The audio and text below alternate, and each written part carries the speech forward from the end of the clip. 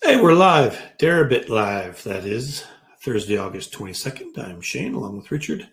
As always, we're the Rogue Traders, and looking forward to chatting about some Bitcoin options stuff. It's actually, we were just commenting before the show that everything is kind of quiet. It's like everyone's waiting for something to happen. And I know the unemployment numbers are coming out in half an hour. Maybe people are waiting on that as well, but got some interesting things to talk about. Wait for some more people to roll into the room. And just say hello to everyone. Core from Holland, great to see you. Def. Nick, Jap. All right, more people rolling in. And I realize today is the birthday of one of my most favorite composers, Claude Debussy. Huh. It's always nice to listen to him when I'm working. Relaxes me. I smash less keyboards and monitors when I'm listening than I normally would. Okay. Yes, as a reminder, I'll just say, hey, please put any questions. We have a Q&A section session at the end. Please put the questions in the Q&A section of the chat. What was that, Richard? I was going to ask you, which asset has made you smash most keyboards in time? Good question. I used to go through phases where I'd trade something for, a couple of weeks or even maybe 4 or 5, 6 months. If it was really hot, there's a lot of liquidity there and I could get in and out. Like I went through times when I traded AMAT, like that was like my bread and butter all day long. Or, there's just so many different stocks over the years. Went through a phase where I traded a lot of gold, but it was usually the ETF GLD I traded. But good times. All right, so to do Nick, huge irony. I'm learning Clear to Loon. Very good, Nick. Yes. I mean, it's such a classic piece, isn't it? It's just feel good music, isn't it? All right, let's get rocking and rolling here. More people still rolling in, but that's fine. Let's just discuss sort of, it's a general topic. Look, a Bitcoin roller coaster breakout, because every time it's right here, right now, Bitcoin at 62 or 61, 62, everyone's freaked out it's going up. I know we've got some short calls around this area that expire tomorrow, Saturday, Sunday. This is Bitcoin, right? Every time it goes down a few percent, it's like, and up, same thing. But there's an interesting aspect here that I think we want to talk about today. And I think that's some interesting news articles that have come out recently and some thought. Now, we can, I guess we could do this every week, because every week there's always someone saying, oh, Bitcoin's going to 25,000, Bitcoin's going to 500,000. Sure. You got to kind of eliminate that noise. But some more technical things came out recently, which I think we'll be interested to talk about. Let me just stop this. I'm going to go ahead and share my screen. If I can find it here, I think that's it.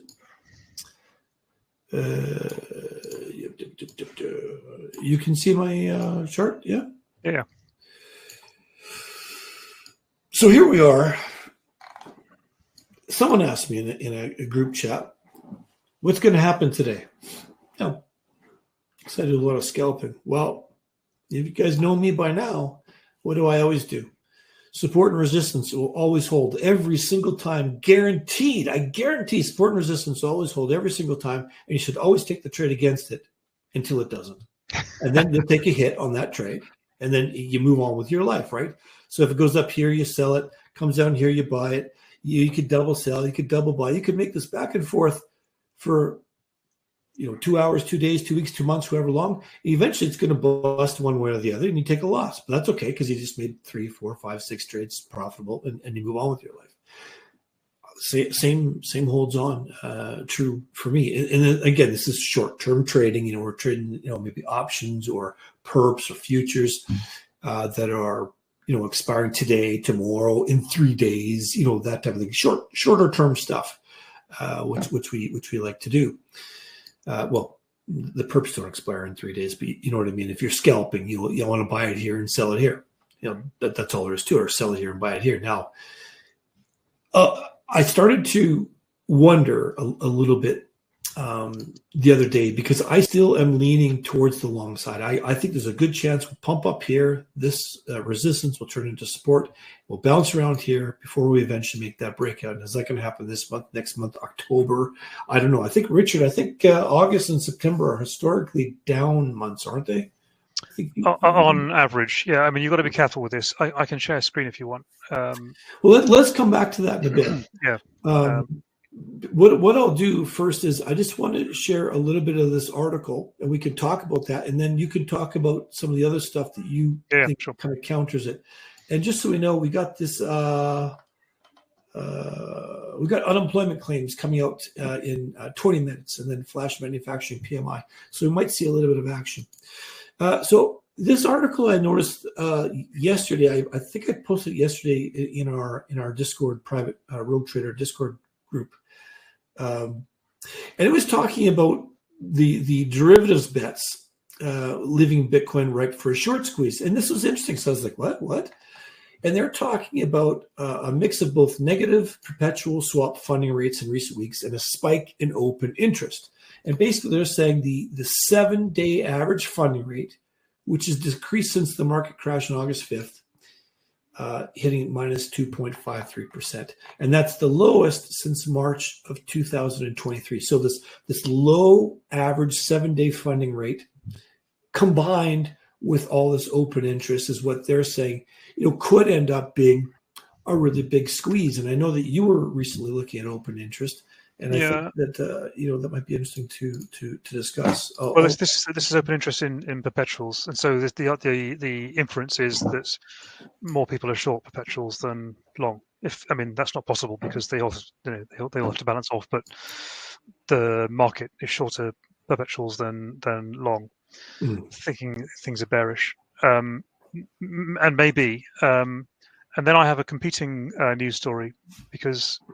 And it's kind of interesting that we're resorting to reading the news because we're normally. Well, when there's not much going on, it's like, okay, what do I do? So let me have a look here. I can share this screen. There we go. This one's saying OTC desks now hold over $22 billion in Bitcoin. So what this is saying is that if you're a miner or other sort of large producer or acquirer of Bitcoin, and you want to dump them. You want to carefully sell them, you would contact an OTC desk and you would give them some of your Bitcoin, and they would then layer that Bitcoin into the market or find private buyers or what do they do to try and quietly exit your position. And they're saying that this is the largest amount of Bitcoin in the hands of OTC desks since June 2022, which was a part of the sell-off, wasn't it, last year, the bear market, 2 years ago. And then you see the point here at the bottom. Miners often turn on OTC deals to sell Bitcoin. So the implication here is that actually either there's a narrative of OTC desks holding Bitcoin and a short squeeze beckoning, or there's a narrative of a short squeeze and miners intend to sell Bitcoins into that squeeze. And I don't know. I mean, if you had to ask me to choose. While I'm biased because I want the market to go down now because I've got a bunch of calls expiring tomorrow that a little bit in the money, and I'd love the market to go down. On balance, probably if you were just using those two data points, the more realistic narrative is that some market participants in the know have shorted perps ready to sell physical, and so probably a down move is coming at some point. Whether it'll come in time for me to not have to roll my calls is another matter. But well, those calls expire. When are your calls expiring? 8 o'clock tomorrow morning. Yeah. Oh, okay. I've got. They're ranging from 60 to 62k. It's not like it's not panic stations, but it's just like again, really. Yeah. Well. And then what have we got on the liquidity heat map? I quite like this. I use this quite a lot. This is showing that there's actually quite a lot of short liquidity pain if we get back up to 70k, and a little bit here. I say a little bit, 800 million at 66 and 65, and even like a billion at 61. Mm-hmm. So that might be the short squeeze sort of danger they're talking about. And the market does tend to hunt these sort of concentrations of liquidity. Mm-hmm. That's the 1 month map. If you look at the 1 day, so this is kind of, what can I guess the market's going to do today? Well, actually, it looks like it would like to come up and hunt this liquidity at 62, or maybe go and hunt down the stuff down at 60 first, and then maybe. Yeah. It's important for people to realize too that that's very dynamic. This changes hour by hour, and it's just like I use it if I'm thinking, if I'm going to open a strangle, where would I do it? Well, I definitely wouldn't do it below 62 today, and I definitely wouldn't do it above 60. That's kind of where I would be thinking. And what else was I looking at? Oh yeah, the old. This is I love this site, Bitcoin Monthly Return. Gives you current Bitcoin price, which is quite up to date, and also gives you all of the returns for every month ever. Oh, I haven't seen this site before. It's cool, right? And it summarizes them by year and by month, and you can see that there's a very definite trend, or a very definite average, that August and September are negative months on average by quite a lot. September particularly is like a mega negative month. Well, why didn't you tell me this before I bought a long call spread? I did a 1x2 this morning. I've been trying to tell you. However, it has to be said that there are some quite large numbers here that skew the results, and so I really wouldn't treat this as a statistically valid sample. Like everything in crypto, treat it as if it's a dog turd wrapped in a cat turd, wrapped in explosives, but but explosives. And actually some really interesting things I noticed about this is, do you remember the bull market year 2021 where we all got rich and thought we were clever? There's actually only 2 months in that year where that really mattered. 3 months that really mattered in that year. And that was February, March, and October. Yeah. And half the year was down months. Half the months that year were down months, and it was a mega bull market, which is wow. I didn't know that. But looking back, you're right. The moves were explosive to the upside, and then it's kind of not much. Yeah. And actually, I've been comparing that with this year, which is quite interesting, right? So we've seen almost similar movements this year. The only difference is May, and you could argue that that's because of whatever ETFs or whatever. But actually, if you were sort of looking at this cold, you'd think, you know what? It's possible that 2024 could pan out a bit like 2021. In which case, we'd expect, well, in 2021 we had a big up month in August, against the trend of August tending to be negative, and then September negative. September's almost always negative, interestingly, and then October, of course, explosive up. And I think I'm kind of okay with that as a narrative for this year. Still, I think that's it seems like a reasonable bet to me, and it's a bet. It's not a prediction by any means. But given the state of the market, and the fact it's summertime and yada yada, and then the growing gradual inflow into ETFs, we'll find a way to even it all out. Plus, we've got this massive inventory, as you see, to sell off. It kind of feels like it could do the same, right? Yeah, it could. And I think as things get in closer to the U.S. presidential election, we might get some volatility as well and some shenanigans. So I think I think this autumn's and winter's going to be a wild ride, personally. Yeah. I really do. So just kind of batten down the hatches and be prepared for that. And that kind of plays into what's going on with our Synth Miner account, which you might remember is in recovery mode at the moment. And sorry, you haven't shown the graphs yet, but we're up a little bit from last week. But so we're actually just coming to the end, we hope, of our nursing period, where we're preparing this book to get back into shape so that we can start making money off it again. And what we've, for those who missed it, we had a whole bunch of in the money put spreads, which we rolled out to December. a few weeks ago. We had to do that when the price plummeted down to 48 or whatever it went down to. So what we did was we wanted to, what we did on our prop books, or what I do on my prop books, is I would take something like a 5-lot 5x put spread, and I would roll it into like a 2x naked put in December, but with the same total notional value. And so I wouldn't lose any cash off the account. I would just go and store that risk at a later date, so I could worry about it later.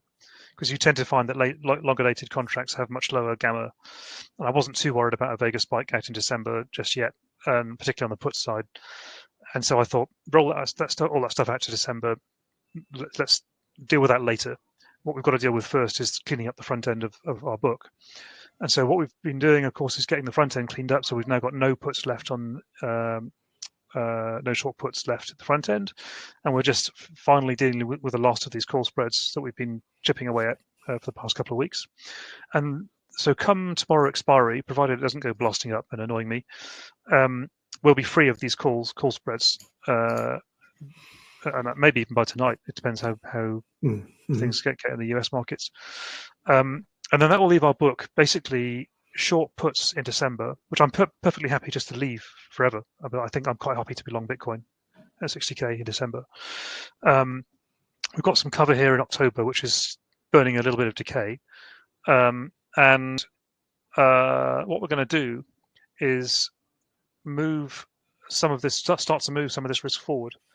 So generally what I would do is say to take a here's like 1,000 basis points of risk in size 0.1, and I'd be quite happy to roll that into a Iron Condor, maybe a week or 2 weeks out, in size 6 or 7, 0.6, 0.7, to a total notional value of the same 100 bips of Bitcoin, and then I could buy this back. Now on this account, the account's too small. We can't go writing 0.7 lot Iron Condors. It's going to blow our margin out of the water. And so what we'll do is actually use a 1x2 in December to buy this 58k back, sell something like the 50,000 instead. So we've recovered 500 basis points of what we've bought, and now we've got 500 basis points to go and deploy somewhere else in the book, and we'll go and deploy that closer to expiry. And we'll try and do it in a way that we're covered 1x2. So again, we can be a bit more aggressive, and then we might spend a week or two rolling that out as one side goes wrong, and jumping in and out of one side and working it. But eventually, we'll get out of that position, and then we're left with sort of notionally 0.2.5 positions in December, and then we'll take the remainder of the 50k.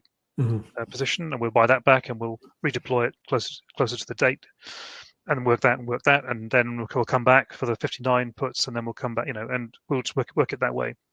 So we're using these December in the money. Well, sorry, they're now out of the money, but they were in the money. These December puts as a storage of cash on the account that we can then turn into profit, piecemeal by piecemeal, while maintaining the margin sort of sanity of the book. That's kind of our strategy here. Yeah, I think we're going to start executing those trades tomorrow after the CME expiry. So we can update everyone on that next week on how that's going, and can see it for yourselves. I think it's also worth noting too that a lot of times people, oh my God, that the market makes a big move, and you're feeling really bummed out, and your equity is down, and you've had to roll something out, whether you go up or down, but it's always out, and you feel bad. It's like, oh man, that's 3-4 months away, and now I got to wait.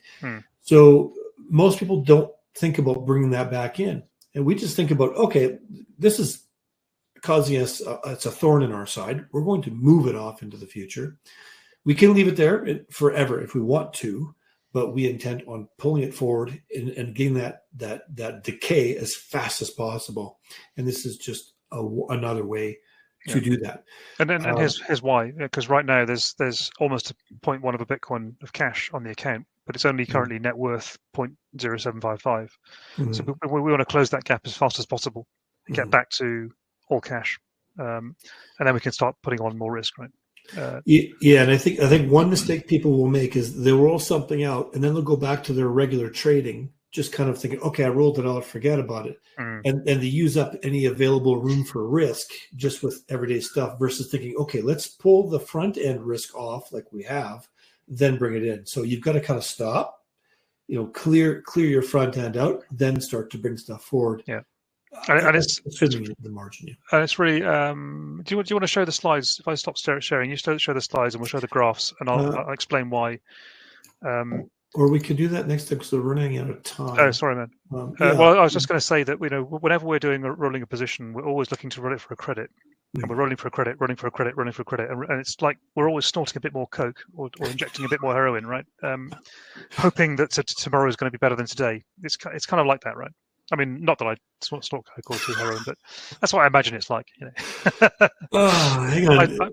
Literally, I'm the guy who spent 10 years in the city of London, and no one ever offered me any coke. I'm that boring. But anyway. Yes, old traders. Yeah, it's usually ketamine nowadays. By the way. Okay. Just so you know, I'm behind the times. So. But we're kind of always chasing the dragon, so to speak, aren't we? When we're rolling our positions, we're always trying to come on, let's get it in. And at some point, that catches up with you, and you've actually got to pay the price. Yeah. And this is us paying the price. We've pushed it, and the market's told us no, you're not having that. And now, okay, we're going to go back and do the hard work and turn all of that pent up potential back into profit. But it'll take us like 6 or 8 weeks to do it, but we'll get there. Yeah, and it'll just depend if we have to manage those short terms, how much we have to manage them. That's the only consideration. If we can bring an iron condor forward to end of the month, for example, not much happens. The price stays in a couple $1,000 range. We're fine. I think if we should do something like spread it in like a 2 days, 3 days, 5 days. Get smeared out. Smear it out over time and over strikes, and then claw back whatever we can. Yeah. I assume you have a clever spreadsheet that's going to keep track of that because if I have, I've got a super-duper spreadsheet here. And just while you're looking for that, Vladimir says thinking will be around max pain level 30th of August for short term. Yeah, it could be. We could. Here we go. Yeah. Enter screen. Here we go. Full screen. Here we go. Here's my little. This is my rolling calculator spreadsheet. I could probably do this using the position thing that deribit make, but I can't be bothered to learn how to use it. So I wrote my own spreadsheet to do it. And this actually computes all the fees and everything for me, and computes. I enter what I'm doing. This column here is optional. This is just here so I can copy paste from the trade log into this blue area. But if you fill in all this stuff, it tells you net whether you're going to make a negative or positive cash flow. So I can sort of use this to plan my rolls, or I can get halfway through a roll and then figure out what can I afford to buy now for cover, and so on. That's that. Cool stuff. Hey, we just got a little bit of time left. Let me start blasting with the questions here, Richard. Question from Def. What are the plans if markets jump up and down? Well, buy low, sell high, generally. But a serious note, I think it's a good point because I was like, screw this after that 30% down move. I'm like, I'm not going to systematically sell anything anymore. If the markets aren't moving, I ain't doing anything. I'm just sitting tight and I'm waiting. And then I'll jump in when there's a bit of steam blowing off on each side. So it's really got to roll with the punches. And I think the important thing is you got to keep your risk low. It's interesting that you say that because your instinct was right. So I run some systematic books for some funds, and for the past 2 weeks they've literally printed no money. They've lost nothing and printed nothing.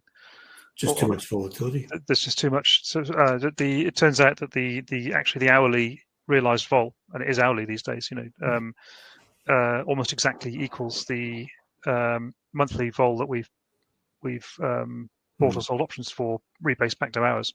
So actually the cost of hedging has been equal to the premium available literally for the past 2 weeks. It's frustrating, but you just roll with it. These periods clear out. Yeah. When you place your support and resistance level, what time frames you looking at? I saw you had the 1 hour chart on. Yeah, I just typically trade off of 1 or a 4-hour chart when I'm trading any asset. To be honest, that's just what I look at. Yes, occasionally I'll back out and I'll look at a daily just to see if there's something, a big area I need to be aware of. But when I'm scalping, I'm using a 1 or a 5 minute. But I think a 1 or a 4 hour gives me all I need to know, or I do look at the two. Question from Dominic. What do you think about swing trading perpetuals with tight stop loss entries to hedge 30 to 40 DTE short strangles with 20 delta strikes? Okay, swing trading perpetuals to hedge the 30, 40 DTE short strangles. So you're going to be... That's an interesting... But so trading futures is necessarily short gamma. And so, sorry, is he long or short strangles? Short strangles.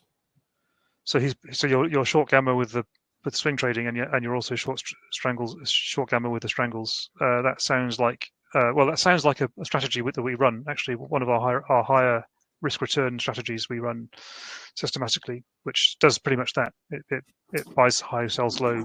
Sorry, sells high, buys low futures, and if it gets too far offside, it uses short options to neutralize the deltas and pull in premium to get it back on side.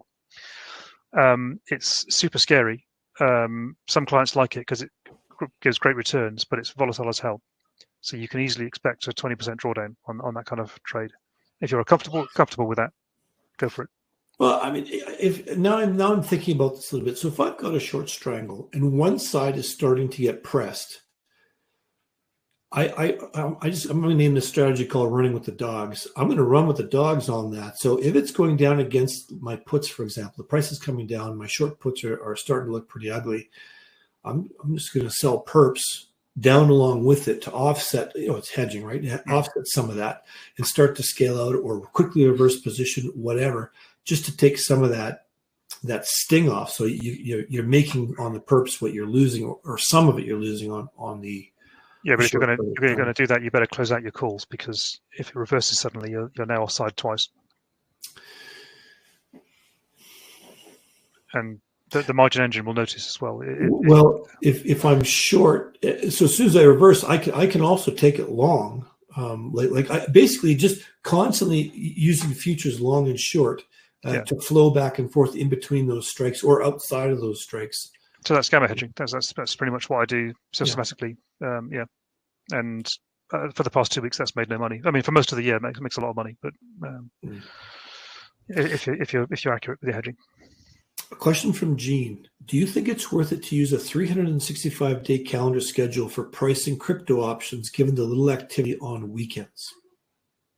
Well, I've mentioned this before. What the market makers actually do is every day in the calendar has a different length, and they'll treat a Saturday as 0.2 of a day and the Sunday as 0.4 of a day because it's crypto, and they'll treat a Friday from US close to Saturday morning as 0.1 of a day or less, and actually much less. I mean, almost zero time. And then they'll go scan through that calendar and they'll total up the number of actual day weights, and they'll say, well, there's that many days in a year, and it'll be somewhere close to 260 or 280, because in the end. And so actually when that's why you see vols drop on weekends. It's not because the market makers are actually marking down vols. It's that their models were already marked to these different length days on weekends using the same vol. But that has to be translated into your clock time on the exchange, and the exchange says, well, they're quoting this price and there's this many days to run, therefore it's only 40 vol rather than 50. So that's what market makers are already doing. Yeah, and in traditional markets too, which don't trade on weekends, it's also built in. So if you're buying or selling a 30 option, it's built in those weekends. Yeah, and we did this in the FX markets as well, and we also have different weights for each whole holiday day.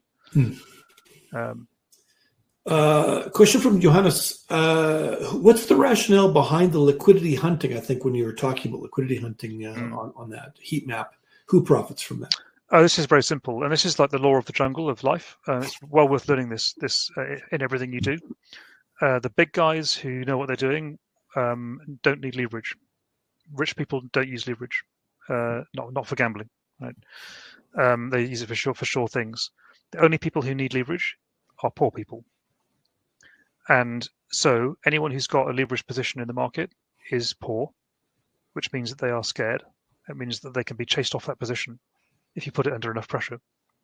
And the big guys know this, and they've got enough money to whatever percent position you've got on at 10x or 50x or 100x, they know that they can just steamroller through it by buying or selling the market, causing you to panic and bail, and forcing you into buying back or selling your position at a loss. And they have tools. Well, there are public tools available. You saw the heat map that show you pretty much the max pain points because it tracks who where each futures position got entered and by how much, and how much liquidity is on the exchanges, and so they can infer how much leverage is in the perps market and the futures market. And so and then it's just like so the velociraptors who have all the money just come in and say, well, okay, we'll just buy the market up to there, we'll sell the market down to there, and they just clean out everybody. And that's why punters lose money, because they're desperate poor people who are trying against the odds to win in their highly leveraged bets against people who know exactly what they're doing and are rich as hell. And that's another great reason why we love to smear both strikes and expiries. So don't have everything concentrated on one particular day and expiry. Because when you see that grouping of that liquidity there and you're part of it, well, guess what? If you have to roll, so does everybody else, and everyone's rolling to the same spot, which then jacks up the prices for those, and it just, you're just with the herd, right? So I have a rule of thumb here. Well, back in 2005, I was struggling under pressure in the FTSE market. I was getting squeezed all the time. After a run of 18 months of making money hand over fist, I used to wake up every morning with this horrible feeling in the pit of my stomach that I felt uneasy and I was constantly worrying about my position. And I've learned that if you feel that, it's because your position is too big. You should just cut the position and stop worrying about it. Take whatever loss you've got, because whatever loss you've got now is going to get bigger when that whale comes along and hoses you down, hoovers you up. Okay, Vladimir. Of course, you have a strategy here, Vladimir. All right, so he wants your opinion on the strategy. Let's say we have a 0.1 Bitcoin account value. We spend 6K on it. So we short some amount and sell pretty heavy close in the money puts. So we have a covered put.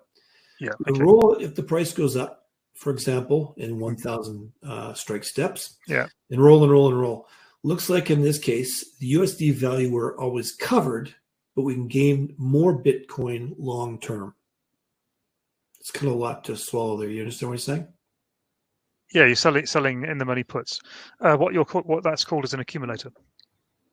So this year, a really good trade has been sell the 65K put and the 75K put, and then just keep rolling that every week. It scares the living bejesus out of you.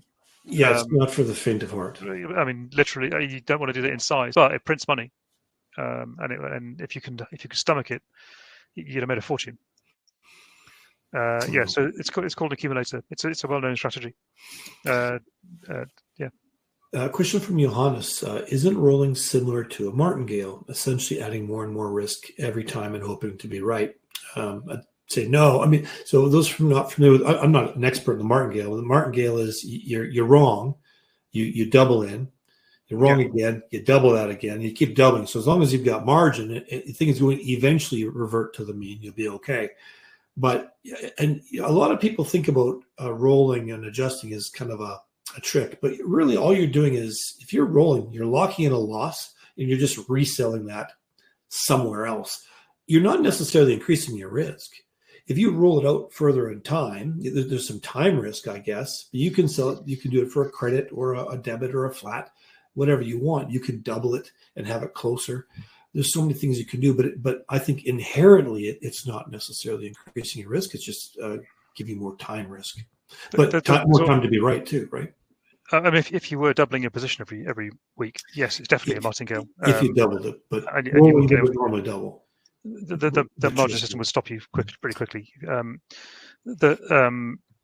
was going to say that what we do, Shane, when we're rolling, so we often pre-roll. So often if we're wrong a little bit, rather than, and we've got like 4 days to run, rather than roll the position to another week and waste a whole another week of opportunity, what we'll actually do is roll half the position up to another strike on the same week, and then sell a put with cover to make up the difference of the cost of the long call spread that we had to buy to roll the position up or roll the call up. And by that way, we're sort of gradually narrowing in on a runway of a landing spot of expiry, and we're hoping, in the course, that the market's going to expire in our sweet spot where we get away scot-free, but it often doesn't. But actually, what it means is that when it does land and we're off to one side, the other side is right. So we've got less damage to roll, and then we'll roll it in the same size to the next week. So it's not like we're increasing the bet; we're actually keeping the bet size the same, but we've already taken in some precautionary premium on the way by essentially. So if we've got a strangle, market's going up, our calls are always under pressure, but we're buying back puts, selling puts higher, buying back puts, selling puts higher, and then we're rolling up calls and selling puts and calls, and so we're just gradually moving with it.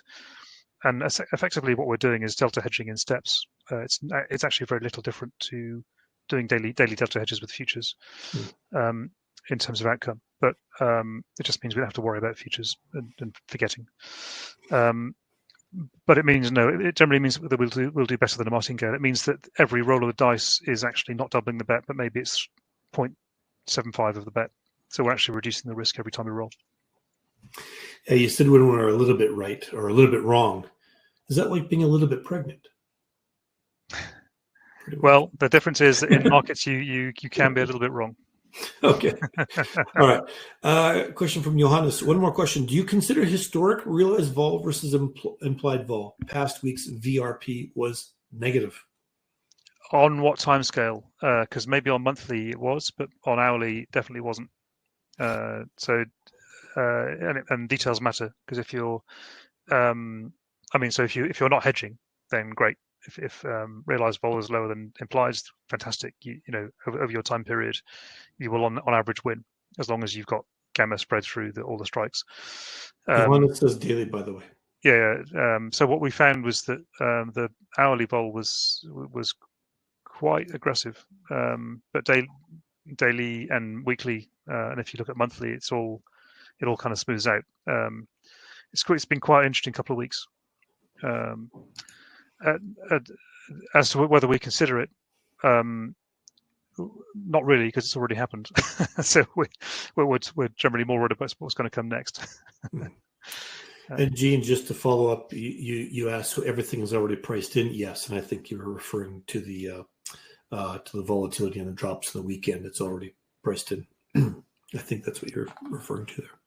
Well, I think that's it for the questions. So we've gone a little bit over time as usual, but hey, fantastic questions, some interesting stuff. I didn't notice did the market move? No, it hasn't moved too much. It's just we're off a little bit, a few $100, yeah, below 61. If it expires here, I'm happy. I'm a little wrong enough to not feel it. Yeah, I hear you. Yeah, no problem, Johannes. All good. Oh, we've got one more question here from Odie. Is BTC going to go below 50K again? That's an interesting question. I honestly don't know. To be honest, if that story's right, and there really is, how much did I say? That's a lot of Bitcoin. It's a shit ton of Bitcoin, isn't it? Waiting to be sold just when everyone else is getting long. I mean, yeah, it could be carnage, right? Yeah. I mean, any penny puts are right. I'm definitely double covering at the moment, and calls, by the way. Yeah, and I think we both noted that the ETF inflows were positive yesterday, but they weren't stellar. But we do have ETFs buying, and there is also the discussion to have too. Well, how low would BlackRock let that go? They've got investors, they've got things going on, and if it does go that low, I wouldn't expect it to stay low for too long. Well, Is that you cutting out me? Well, so far they've allowed it to go below 48k. Allowed it, momentarily. Yeah. Which is Vladimir, thank you for your input here. He's like, I can place a pretty big bet that it'll definitely be below 60k one day. Yeah, I'll take that bet. Yes, I think you're going to be right. Yeah, that's a pretty high premium one-touch option there. Yeah, good stuff. Hey, everyone, thanks a lot for joining us today and having a chat with us. Always good fun. Next week we will. Richard, I should be able to execute our strategy probably tomorrow regarding bringing that risk forward. I was going to say to everyone, if you guys want to watch us do it, it's going to cost you $2 a day. So, I mean, super cheap, right? Come and join us on Patreon. Yeah. And Shane will shamelessly share the link at some point. just go to Patreon Rogue Trader Academy, or just go to roguetraderacademy.com and you can hang out with us and chat every day and make jokes. And how many Bitcoin did I say it was that they've got stored up in OTC desks? I don't remember. You were sharing the 368,000 Bitcoin. It's a shit ton. That's an enormous amount of. I mean, now how much is normally just held in OTC desks? Anyways, I don't know. Probably about half that. Yeah. Okay. The tally has increased by 153,000 Bitcoins in 3 months. That's extraordinary, yeah. And the ETFs are buying about 1,000 Bitcoins a day between them. Mm. So there's a year's worth of ETF inflows sitting in OTC desks, which double cover your puts. Yeah, man. Because I'll tell you what, right? There's no